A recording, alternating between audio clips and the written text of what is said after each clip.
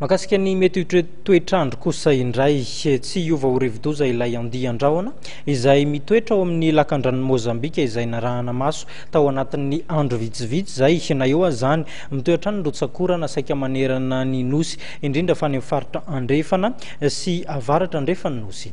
Tsy anana heritsika hivadika ho rivo-doza fa hijanona ao andian-drahona fotsiny ihany ilay andian-drahona ao amin'ny Lakan-dranon'i Mozambika izay efa naraha-maso tao anatin'ny andro vitsivitsy izay araka nambarany ny sampandraharaha mpamantatra ny toetrandro androany. Mikasika an'ilay andian-drahona Meteo izay naraha-maso nanomboka tao faran'ny taona dia mbola ao amin'ny Lakan-dranon'i Mozambika foana izy hatramin'izao somary manomboka manamorona ny morontsiraky eo anelanelan'ny morondava sy besanampo zao ny ivo raha finavinjerijerena amin'ny ankapobeny zany fa amin'ny mbola tsy lasa rivo-doza moa zany izy dia somary mbola sarotra ihany mijery ny ivony.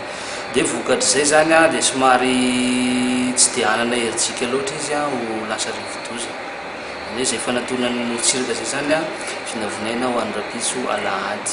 Fa kosa izy zany dia miteraka orana betsaka indrindra amin'ny faritra afovoan'ny andrefan'ny Madagasikara sy avaratra andrefan'ny Madagasikara.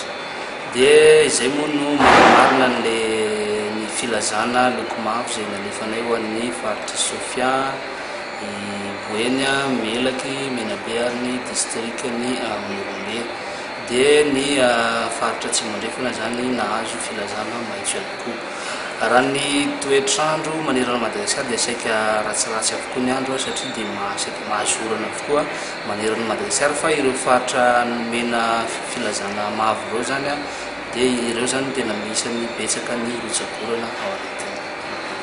Ny rivotra manokana zao any amin'ny tapany avaratra Madagasikara sy aty atsimo izay mifanaraka amin'ny fisian'io andian-drahona Meteo io dia mafy ny tsokon'ny rivotra. Vokatr'izay zany dia ny mpanjono sy ny mpitatitra an-dranomasina dia tena mila mitandrina mafy dia mafy na hoe ato mihitsy ara ny fanjonoana fa mahery na mahery be ny ranomasina.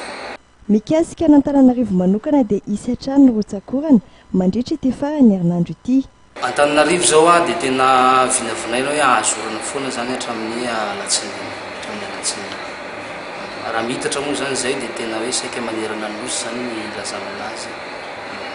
Ho an'ny Antananarivo manokana moa resantsika dia mahazo an'izay oran'izay foana. Ny maripana eto Antananarivo dia manodidina ny 7 sy 17 degré Celsius, any amin'ireo morontsiraka dia andidina 9 sy 1 degré Celsius zany amin'ny morontsiraka atsinana Nosy ary manodidina ny 4 sy 30 degré Celsius kosa any amin'ny ny andrefan'ny Nosy.